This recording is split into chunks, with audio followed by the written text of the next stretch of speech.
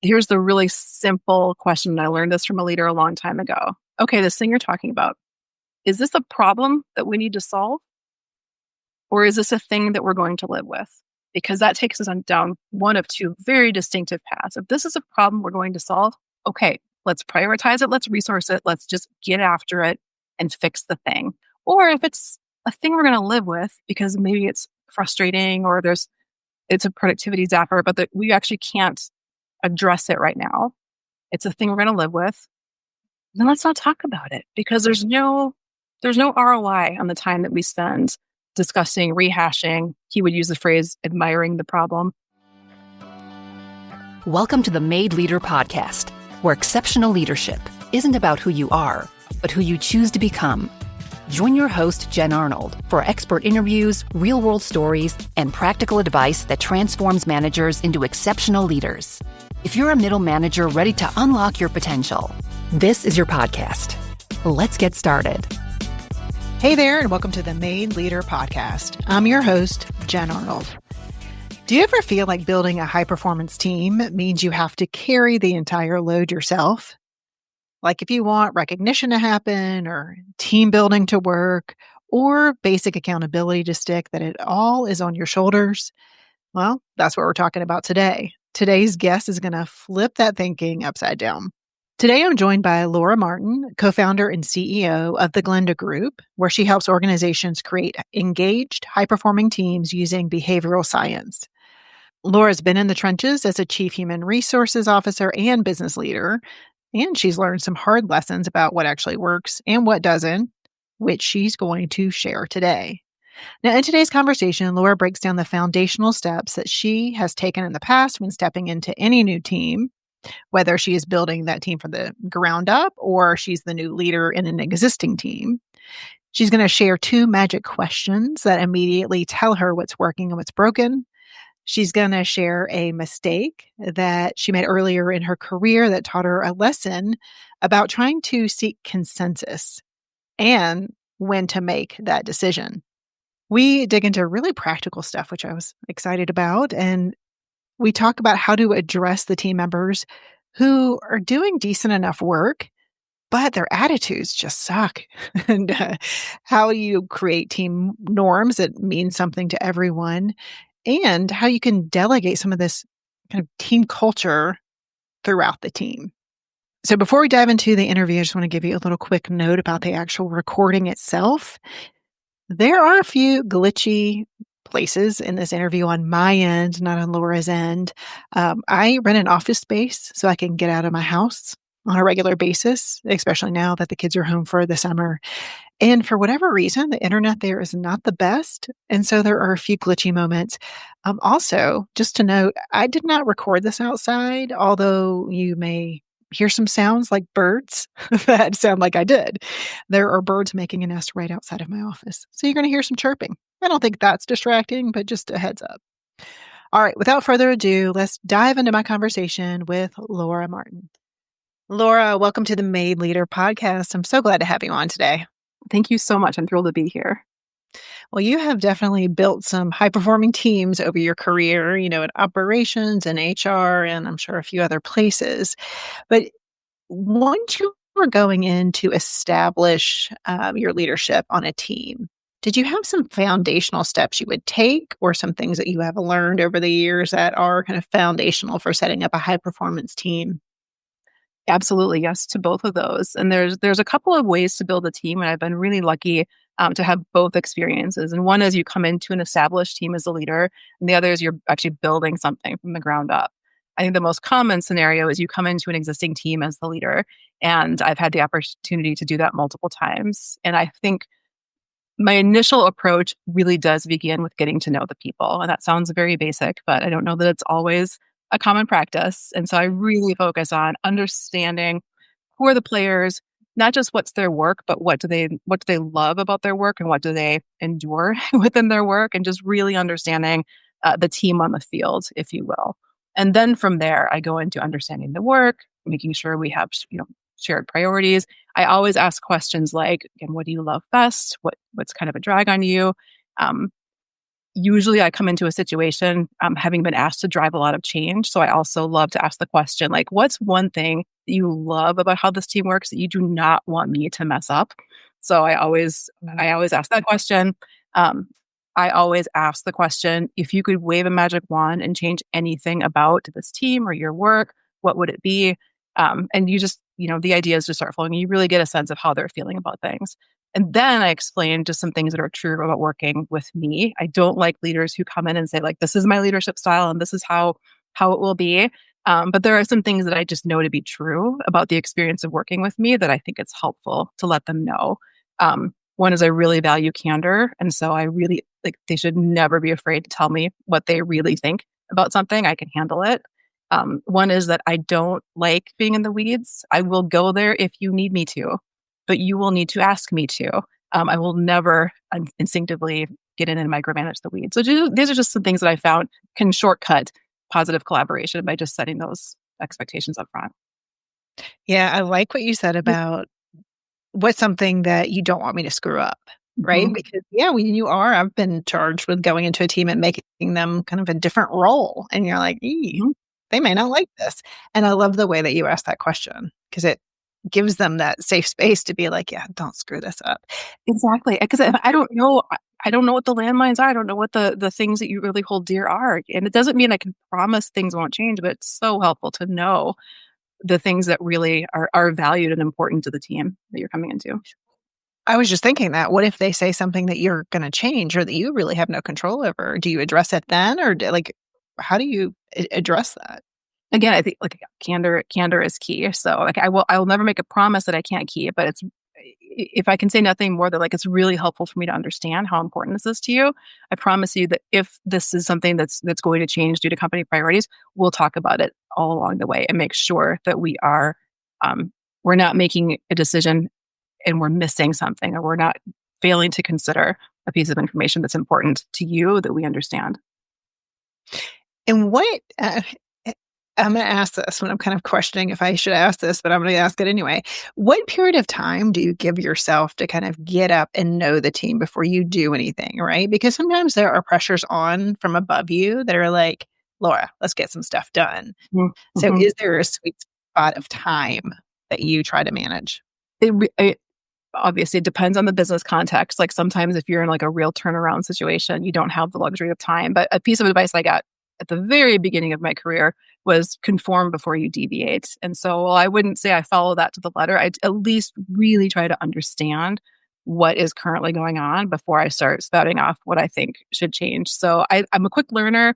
I I naturally find time with every person very, very quickly because getting to know the people is my priority when I come into a new team. So I feel like I can get to a reasonable assessment fairly quickly.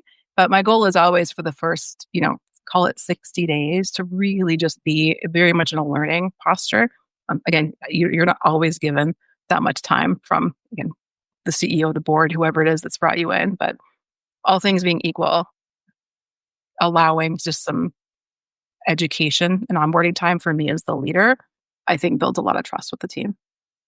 Yeah, I also like what you said about telling them a little bit about yourself. And I feel like I love when people do user manuals and things like that, but sometimes it gets flack because it seems like, well, let me tell you all about me. But the way that you talked about it was, let me get to know you first. And it is important to know these things about me so we can work better together. So it's not like you're charging in there, like you said, let me tell you all Right. about me. It's the second Yeah, piece. so distasteful, but I do think it's important. Again, I want to learn all about you, but I think it's kinder. There are just things that I know to be true about how people experience me. And if I can just name it, then they don't have to wonder, is she not engaging here because she's not interested? Is she, all the things that have surfaced over the years, I could just cut through your wondering and just tell you, this is where I'm coming from, and this is how you'll get the best from me if you are candid and transparent and ask for what you need. Right? Because they're all trying to figure out who are you as a leader, right? Mhm. And so they don't have to Exactly. guess if you just tell them, Mhm. which is lovely. Now, I imagine sometimes you walk into situations and just teams don't click. Like there's something off, or it's just the situation, right? They know that you may be coming in there to make change. Is there a mistake that you've made when you've gone into a team that you felt like impeded the ability of people to kind of become a cohesive team? Yes, and that's a hard one because I tend to sincerely just love the people that I'm working with. I have a weird bias toward just like looking for and therefore usually finding the best in people. And so there's a lot of idiosyncrasies that I just find endearing. And I had to learn to recognize that you can't expect that mindset or posture from every member of the team. And so probably the biggest learning that I had around this topic was leading a team that was pretty, as you said, just didn't click. They would come at things from very different perspectives. There was just a lot of impatience. There was a lot of things that just annoyed each other. My preference is always to reach consensus. I know it's not always possible, but I will always hold space to try to create a situation where the whole team is aligned around a decision. And what I learned through that particular team that I have vividly in my mind is the best that I could do for them was to make sure that everyone's perspective was heard. But I sat too long in the discussions hoping for consensus, and it led to uncertainty for the team. And so, again, I have an aversion to leaders who roll in and say, I'm the leader, I'm going to make this call. But I think I had overcorrected earlier in my career to the opposite approach. And so I really learned that team, as long as I can create the clarity that all of your ideas are going to have air, I'm going to make sure that we don't make a decision that you don't agree with because we failed to hear your perspective or consider your perspective. But if we don't reach alignment, I will make the call and we'll move forward. And I actually found they were so relieved by that because what I was doing was creating uncertainty and anxiety where they would just like, how long are we going to sit in this state of annoyance and disagreements before we just move forward? And so I had to learn through the trial and error, there is a time for the discussion to end and we're just going to move forward. And it's okay if you don't agree, as long as it's not because you weren't heard. Well, that's interesting. Because people, employees and team members don't want to sit in uncertainty, like you said, but they're tired of rehashing the same things. That forward momentum really helps. But how did you recover from that? Did you just eventually get to the point where you like figure, okay, now I need to kind of lay down I don't want to say lay down the law because that's not you, but lay down like, hey, we need to make a decision and we need to go. Yeah, no, it's again, finding your own way of doing it because that is, as you said, that's so not me. I have to give all credit to my executive coach at that time as I was grappling with leading this team. She told me two things. One was when your people are frustrating you, it's an invitation for you to clarify your expectations. I was like, that hit home. And then she also, because she knows me and she knows my reluctance to really push, she's like, you are the queen bee here. I'm sorry. That's the job. And so I took those two things and I just took it back to the team in a really transparent way and said, like, I owe you more decisiveness and faster attraction. And so this is what I was trying to accomplish. I'm sorry that didn't work out. Like, here's how we're going to adjust going forward. So I was just really transparent why. I was shocked at the response of like, thank God, like, good. That's what we need you to do. There was no resistance. And that doesn't mean everybody was always happy with every decision, but no one disagreed with me being the final adjudicator when consensus wasn't reached. Right. People just want to know what decisions are made. It's like so many lessons. It seems so obvious in hindsight. Like, it's a little embarrassing to even tell the story, but I really wrestled with it. I don't think it's embarrassing at all. We all like a lot of the leadership is learning on the job. I mean, it's on the job training for a good bit of it because you're going to come up with a situation in a new team, right? It's a different team, different dynamics, different decisions, different responsibilities, and there's going to be something new thrown at you. That's why I love that you had coaching and someone just a sounding board. Just, I can't overstate what's going on here. I can't overstate my advocacy for coaching. There's no other place where people perform to excellence where coaching isn't a part of it. It's in sports, it's in music, it's in acting. It's in like coaches are prevalent wherever people are performing at the top of their game. And so I think everyone would benefit from a business coach. Yeah. Yeah. So I'm glad you share that because there's no leader who's made it to really any level without trying to figure this stuff out. So thank you for sharing. Yeah. Thanks. And obviously we started on the topic of the leader, right? The leader's driving everything. They're responsible for a high-performing team. But, when we were talking before this, you were just mentioning that it doesn't all have to be on the leader. So what does it look like for the team to contribute to building that high performance team? Yeah, there's so much that the team can do. And it starts with the leader because the leader has to create the conditions where people are empowered to contribute in maybe ways they're not used to. But I have so much empathy for leaders, and especially leaders kind of in those middle layers where you're a player coach. And so you're managing your team, and then you're managing your peers, and you're managing a couple of layers up with imperfect information, inevitably, especially in larger organizations. And so I just have such a deep empathy for people who put their hand up and say, "Yep, I'll lead this thing. I'm gonna do my best to shepherd this work and take care of these people." And we know a lot about the role a leader plays in engagement. But there are so many things that if you allow yourself to invite your team into accountability, into being empowered to contribute to the overall culture of the team, the leader really does not have to do it all. I'll use an example. If you are a leader and you know that recognition is important and there's a mountain of data about the things that drive engagement, recognition is one of them. And you just don't instinctively remember to pause and celebrate because you're so like forward momentum. Okay, is there someone on your team who's really marvelous at at holding space to recognize others, who's really adept at um, noticing what other people are doing well? Can you give them the first 5 minutes of every team agenda to just solicit recognition and wins and accolades for the team? Like, it doesn't all have to be on you. And anywhere, I would say for any leader, there's any element of what you wish you were better at as a leader, where there's maybe a latent skill or a latent interest in your team, ask someone to captain that. If you know your team wants more team building or like fun activities on top of meetings, but just thinking about it gives you like flashbacks to that one summer you were a camp counselor and you hated it and you just can't make yourself do it. Okay, I bet you there's someone with a higher level of skill and interest in taking that on within your team. There's if we as leaders, if we stop thinking we have to do it all, there's endless ways to match up the things you wish were true on your team with the skills and the interests of people on your team. Yeah, I was talking to a leader about that, and we were talking about the like kind of the connection activities at the beginning. I was like, you don't have to do those every week, so everyone can divvy it up. You're responsible this week, you're responsible this week. Or how do you even pull, instead of you talking about how the team could do this task really well, pull out someone in another team, have them, because they're really good at that. Mm-hmm. And she's like, oh yeah. But it feels like the first stop is always it's my responsibility. What can I do? And like you said, they're the starting point, but leveraging their strengths.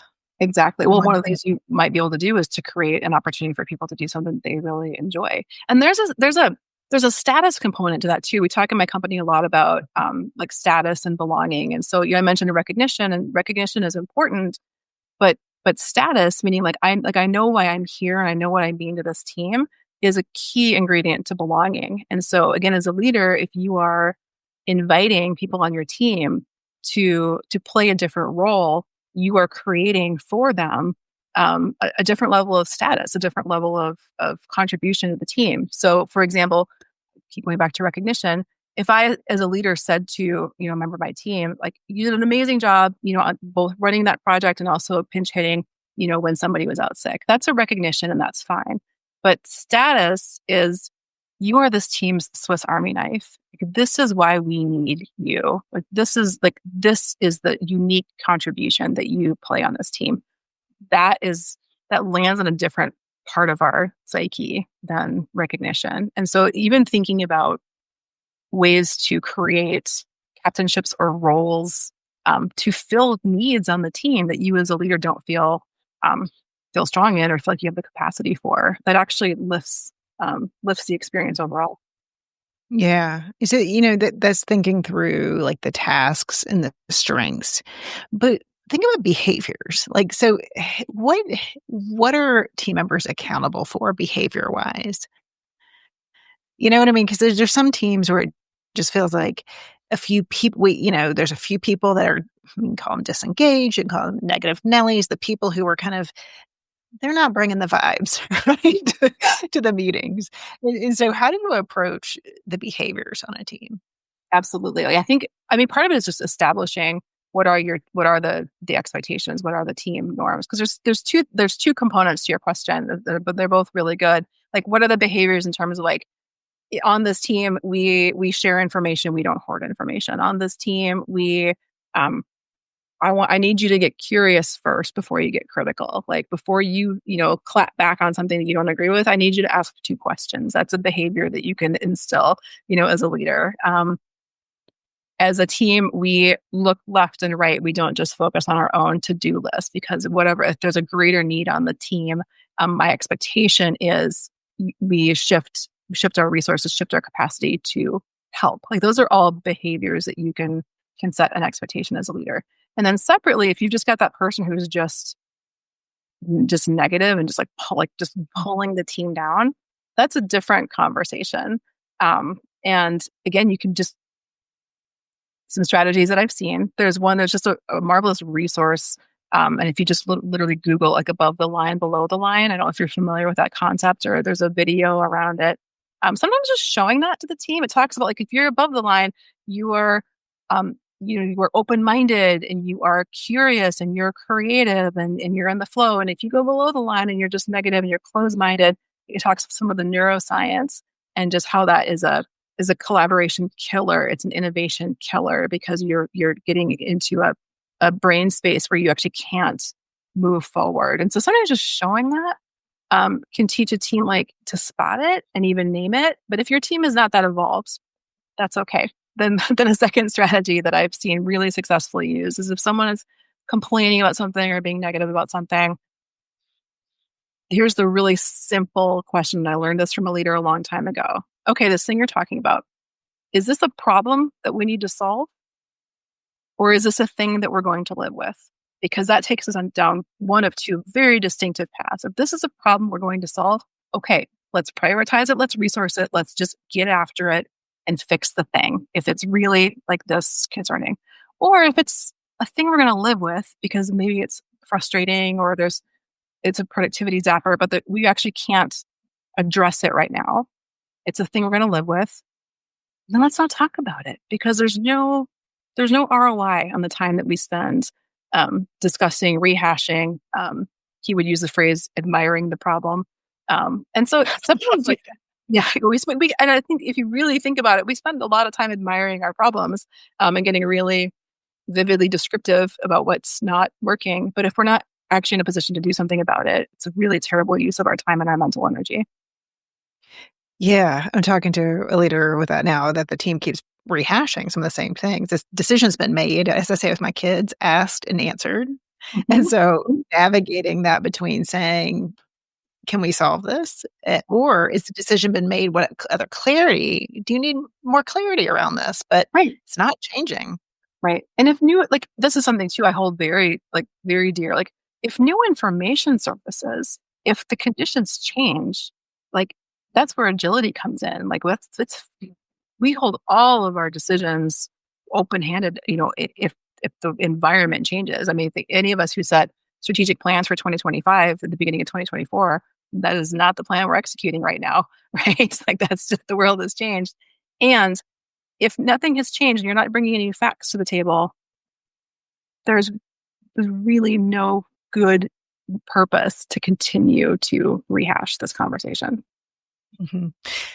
Yes, and I like the above the line, below the line. I've heard of that. I have to go Google the video. I think that's a good one. It's a short video, but it's people will see themselves in it. And I have worked on teams who were so just evolved and open that they would name it. Like, okay, guys, I'm feeling like I'm going below the line here. So can we just take a time out? Like, I need to ask a couple of questions because I can feel myself going into that space. Like, those are just some of the teams I'm proudest of, is when they actually can use that language in a vulnerable way to break through some of that frustration. So I'm gonna tap into this because I've seen this on teams. I've seen teams that, one team, most people are relatively new, but there's a few people who have been there a while, and you can just tell they're not into it, right? I feel like one is really the one who's not into it. The other person could go either way. So, in general, like, here's a video you all can watch. You can get behaviors. I love that approach. Is there ever any advantage to talking directly to that person versus making it more general when you know it's one I, person? I love that question 100% because nothing is more, that's not true. There are many things more frustrating. Something that is frustrating about being on a team is when everybody has to sit through like the mandatory, training or the update or everybody gets the memo and darn well why that memo had to get written or why this training, got scheduled. It feels very almost manipulative, to the team. And as a cop out for the leader to not actually just address the person directly. So yes, absolutely. It might be appropriate to say, hey, this is something like this is what I'm observing.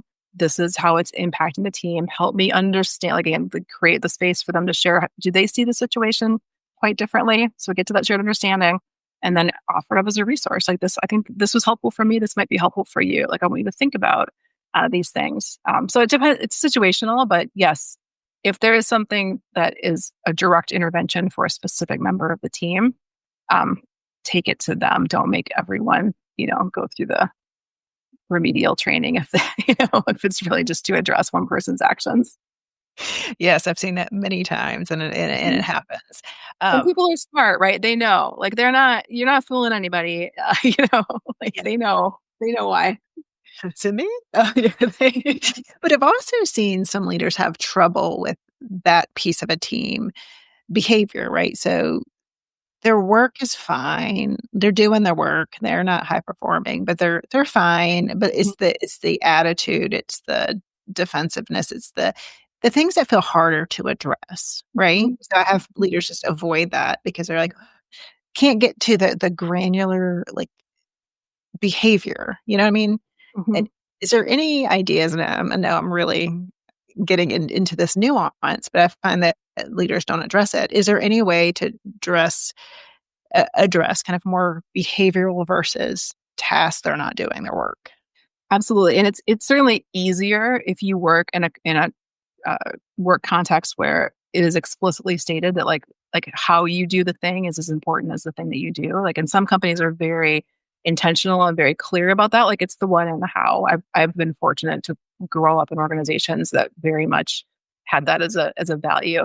But even if you don't, even if that's not explicit in your organization, as a leader, you do get to say, like, I care deeply about you hitting your targets, whatever those are, and the way that you do it, the way that you work with others, also is part of what we're evaluating here. I think we're leader. It's uncomfortable, and I think what often happens is leaders don't address it until it's so bad that it then becomes a very combative conversation. And you hear leaders say things like, "You have a terrible attitude." That is utterly useless feedback. Like no good can come from a leader telling a direct report you have a terrible attitude. So before it gets to that point where you're at your wit's end, there are 100 places where you can ask a different question, where you can share your experience of that person. There's a lot that's been written around like feedback, right? And um, feedback in terms of you did this well or you did this badly or you are this way is almost never helpful.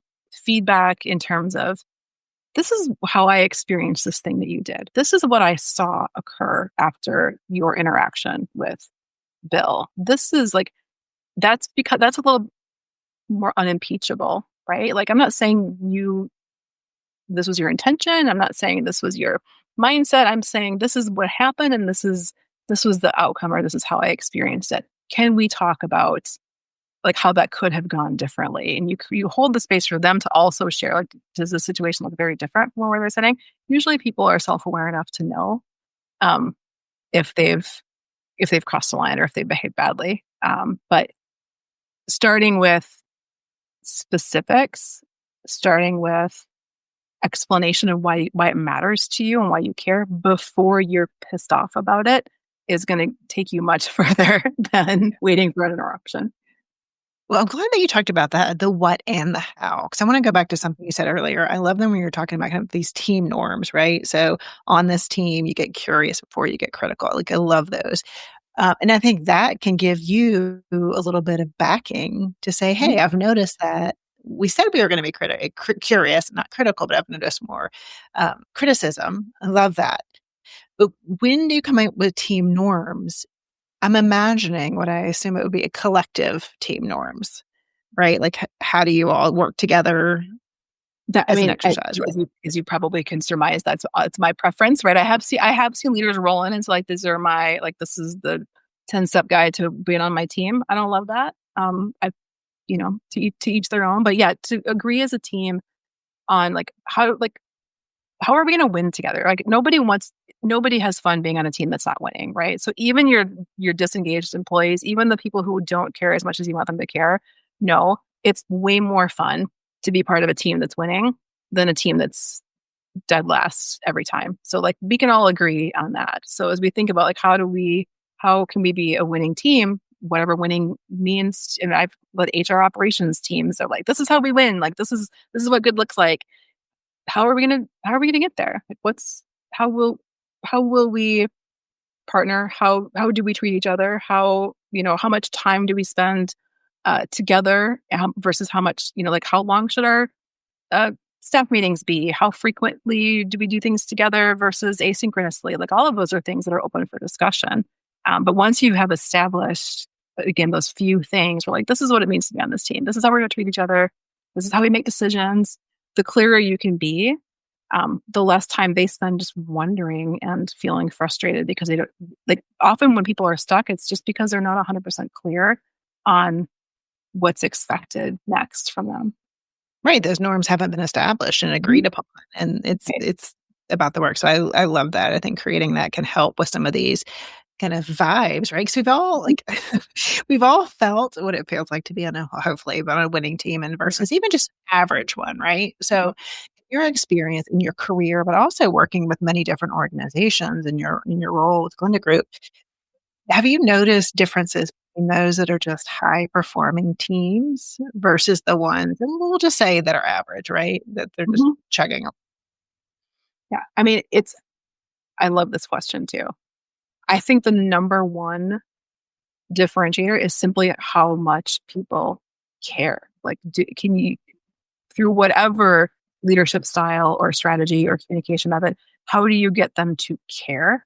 I've spent a lot of years studying and working with engagement, and engagement is just defined as, like, the emotional precursor to extraordinary work. So it's the place where discretionary effort comes from, and there's a lot that we know goes into engagement. And the good news is it doesn't require a specific kind of leadership style or a specific playbook. It's really like team by team. It's that leader figuring out what are the unique strengths of people on my team. Am I providing regular recognition? Do people on this team feel like people on the team like someone here cares about them?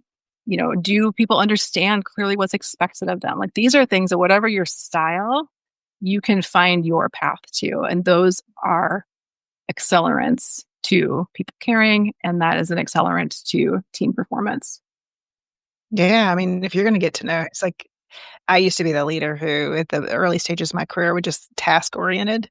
Mhm. But now I have learned. I mean, you people are going to work for you longer and harder and care. That's what we want them to do.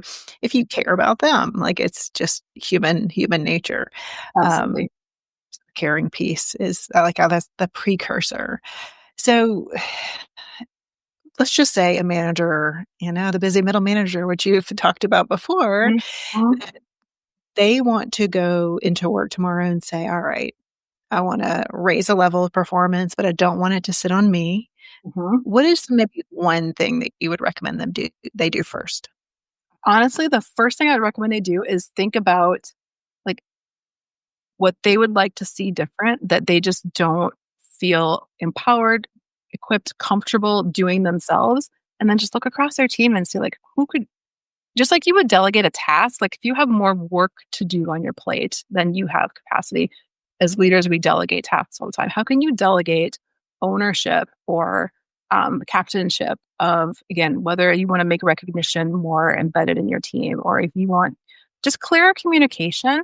Who's a great writer? Who is really wicked fast at, like, using generative AI to, like, generate messaging. Like just look at what you perceive your gaps to be, and rather than beating yourself up about them, pick a player on your team to be your co-captain for that thing, and just see what transpires. And I can guarantee over time you will find that role, that sense of status and belonging for every member of your team, the Swiss Army knife, the team therapist, the fun coordinator, the obstacle breaker downer, like you've got skills on your team, and you can invite them into building the kind of performance that you want.